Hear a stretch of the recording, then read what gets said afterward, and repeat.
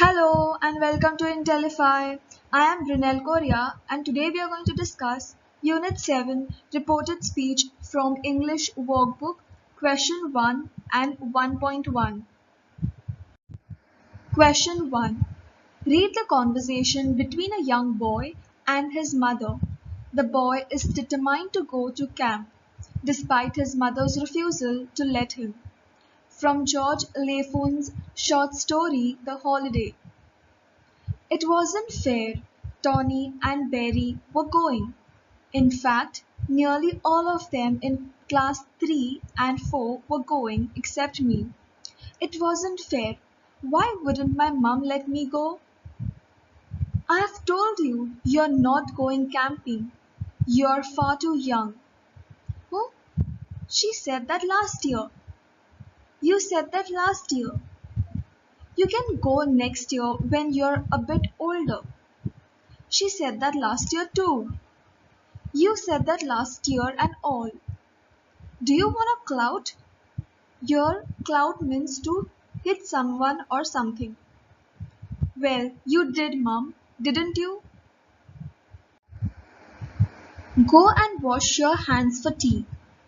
Oh, Mum, everybody else is going to school camp. Why can't I?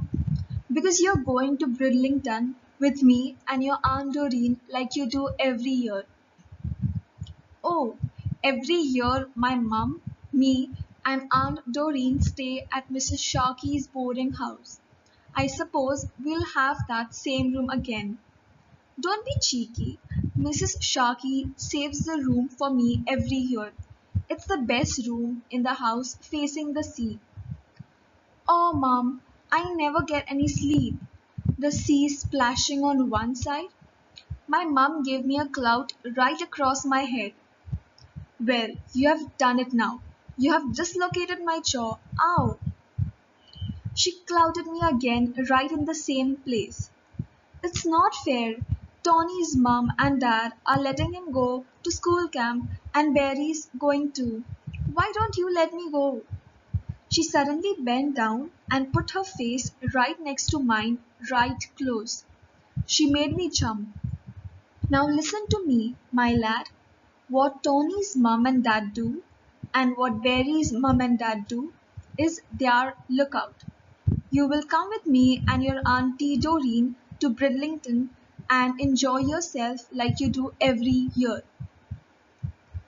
In this conversation, we see that the boy, that is George, tries to persuade his mom to let him go to the camp, but his mom refuses him.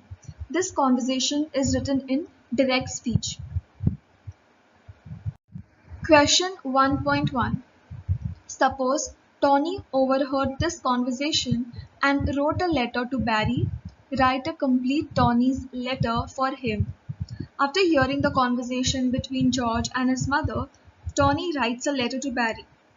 Dear Barry, it's just 2 weeks more for our school camp. I can't wait to have a great time with our classmates. I was hoping you, George, and I get to share a tent together. But I was at George's place and got to hear what his mother felt about our trip. To start with, his mother said he wasn't going camping, adding that he was far too young for it. George reminded his mum that she had said that the previous year. She felt that older. He protested that she had said the previous year too. To this, she simply ordered B for tea. He wanted to know why C when everybody else was going. She reasoned with him saying D. George objected to being disturbed by the splashing sea waves. But his mother clouted him twice in a threatening manner, told him E. So that's it. Probably George won't be with us. Affectionately, Tony. Here the conversation between George and his mother is narrated in third person by Tony to his friend Barry. You have to complete Tony's letter using reported speech with reference to the paragraph given in question 1. Answer. Before moving on to the answer, let's understand what's reported speech. So reported speech is also called as indirect speech. It is used to communicate what someone else said, but without using the exact words. So it is basically to tell someone what another person has said. Answer. She felt that he could go next year when he would be a bit older. He protested that she had said the previous year too. To this, she simply ordered him to go and wash his hands for tea. He wanted to know why he couldn't go when everybody else was going. She reasoned with him, saying that he was going to Bridlington with her and his Aunt Doreen as he did every year.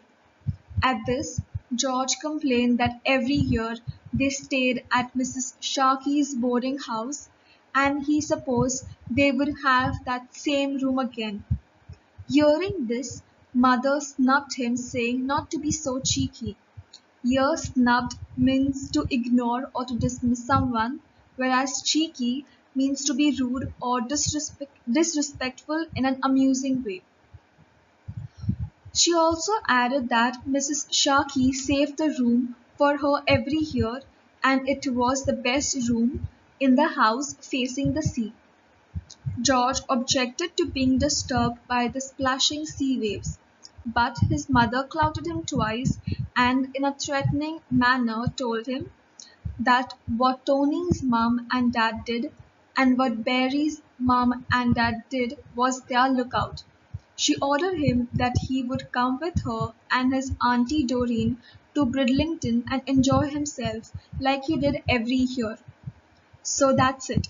Probably George won't be with us.